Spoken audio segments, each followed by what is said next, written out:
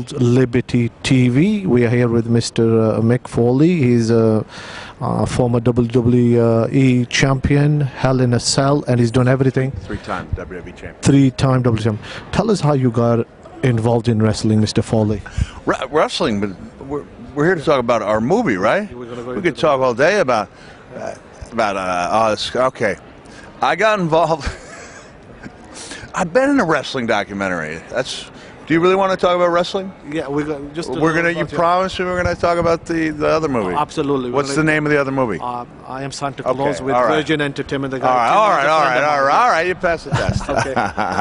I was one of those fans. Had a big dream. Always loved wrestling, and so when I became a teenager, really became obsessed in a healthy way with trying to create some of the images that I saw on my screen, trying to create some of that emotion that I loved about wrestling as a fan. Then, of course, did you do it amateurly, or did you just move right into the professional sector? I had a spectacularly average career as an amateur. I was actually on the same team with Kevin James, so we were teammates and learned a lot. Not only about wrestling, but about entertaining. I think both of us realized we were better as entertainers than we were as competitors. The big match, of course, Hell in a Cell with The Undertaker. Tell us a little about that. And there was some injuries sustained in that also. There were some injuries sustained. Some of them I've yet to recover from. I know a lot of people say, hey, I've got a Bluetooth, but look, I've actually got a Bluetooth. That one was last seen lodged in my nose in that match in 1998. So we were able to transport it via a glass of milk to the hospital where we attempted re-entry, and it never really quite successfully took. So I'm still bearing the scars of that night so many years ago. Classic match with The Rock. Tell us a little about that.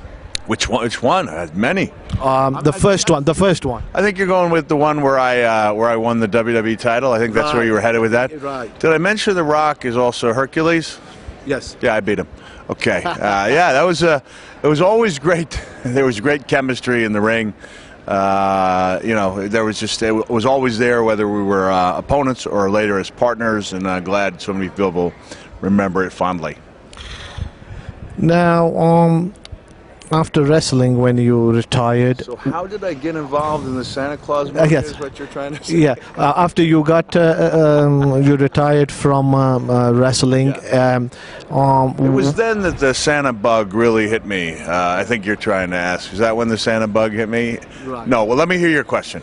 The question is, after the wrestling, what other projects did you get involved in, acting and other things? Tell us a little about that.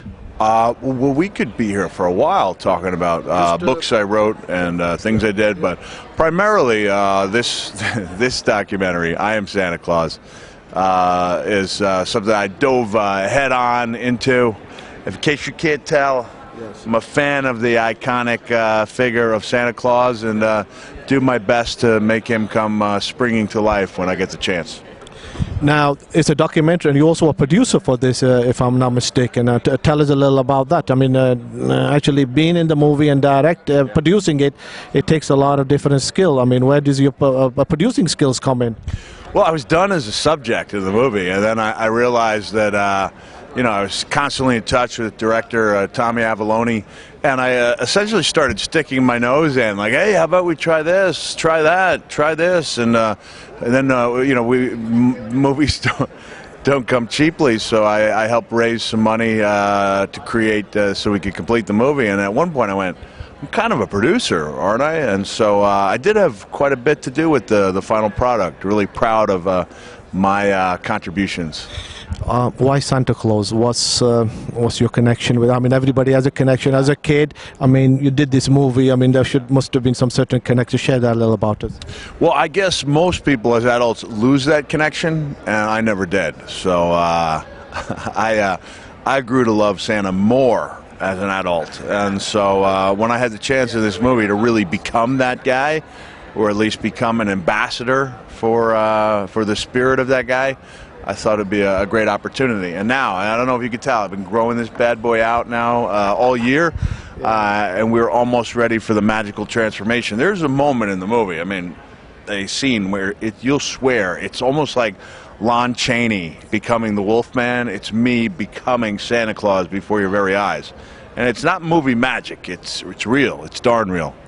Is it a documentary or a movie, or is it a combination of both, Mr. Foley? Well, it's a documentary, yeah, which is also a movie. Yes, so I guess it is a combination of both. But it is essentially a peek into the lives, a year in the lives of 5 men who find a way to find the best part of themselves when they put on that red suit. Now, when does it start debuting,